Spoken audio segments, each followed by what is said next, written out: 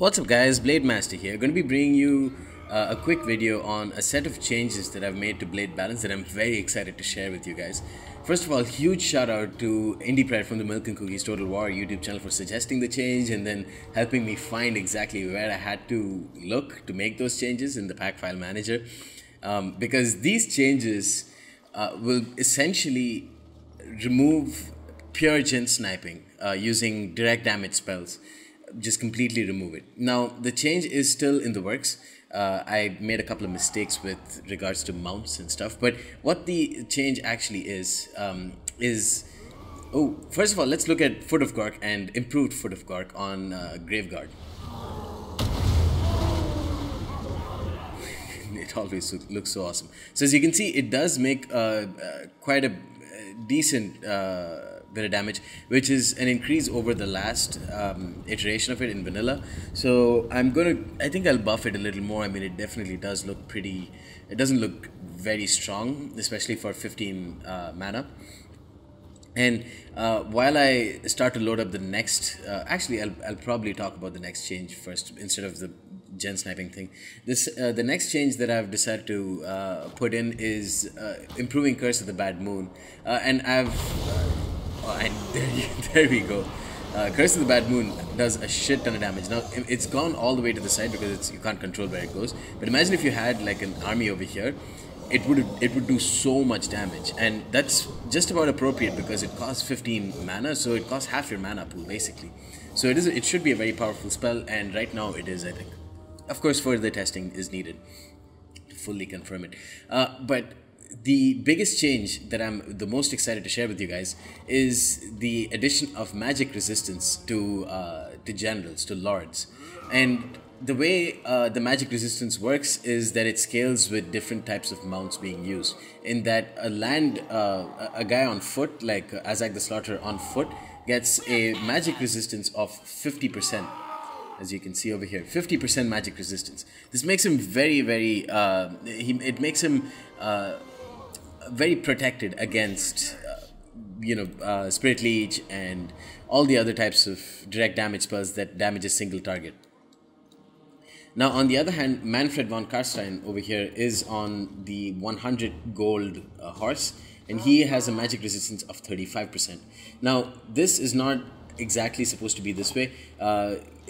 The way it's supposed to work is that any hero on foot will get a magic resistance of 50. Then the cheapest mount will get a resistance of 45. The next more expensive will get lower magic resistance, all the way until you have lords on very fast, very powerful mounts like Chaos Dragons and stuff like that, having only 30% magic resistance.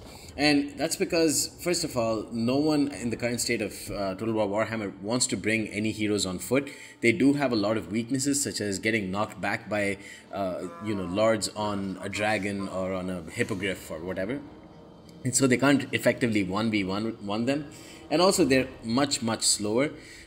So there are many disadvantages going on for the land or for heroes on foot, which is why I've decided to buff them by making them even harder to snipe using a direct damage spell like Spirit Leech on a single person. So now you're going to see the vampire cast Spirit Leech on Azag the Slaughterer on foot, and meanwhile I'm going to cast Spirit Leech on Manfred von Karstein on his Hellsteed or whatever it's called. So you can see a single Spirit Leech does very little damage. It only removes maybe 15%, 10% of his health, whereas it does quite a bit more damage to Manfred von Karstein because he is faster, because he's on a mount that makes him much more easy or much less likely to get hit by a Spirit Leech. Also, you can see I'm very close to these guys, and that's because I've nerfed Spirit Leech's range to 100. So the range of it has been halved, and now I'm going to overcast Spirit Leech on Manfred von Karstein. That is going to do quite a fair bit more damage. But at the end of the day, even one Spirit Leech plus an overcast Spirit Leech doesn't really do much. It only reduces him by half, and you've lost a whole lot of mana because of that. I think I've lost like total 25 mana. 10 is, it used to be 7, but now Spirit Leech costs 10 mana, And I think overcasting it probably costs like 5 mana more or something like that. But at the end of the day, it is a whole lot of mana that you're going to be using. And if you're going to try and snipe the enemy general, you better be very, very careful. Now you can see, just to illustrate, I'm going to use it on someone that doesn't have magical resistance. And you can see the power of magical resistance here. I'm going to Spirit Leech the vampire. And you can see it deals a whole lot of damage. Now the vampire and Manfred von Karsten have almost the exact same amount of health. And you can see the vampire take a lot more damage, and that's the bonus of 35% magical resistance.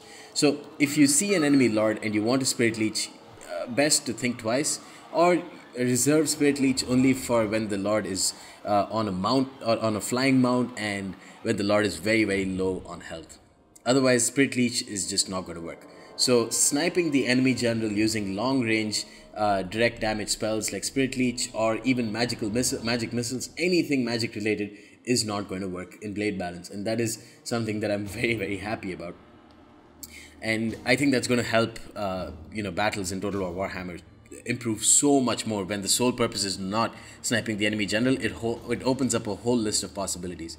That, and the fact that archers have been buffed, skirmishers have been buffed, because I've reduced that ridiculous penalty to shooting and reloading. So that makes it much more easy for someone to use a semi-competitive skirmishing build, which always is fun to cast and always fun to play. So hope you guys enjoyed these changes. Let me know what you think of these changes and what further changes you'd like to see in Blade Balance. Of course, it's not done. It's still in pre-alpha stage, and I'll be making a whole bunch of other changes, because I haven't touched many of the other factions yet. So the mana, the mana cost and the buff to AoE damage spells and friendly buffing spells is definitely something that's in the works, and I'm going to be looking at that after this. But very excited to show you guys this, and hope you guys enjoyed it, and stay tuned for more. Peace.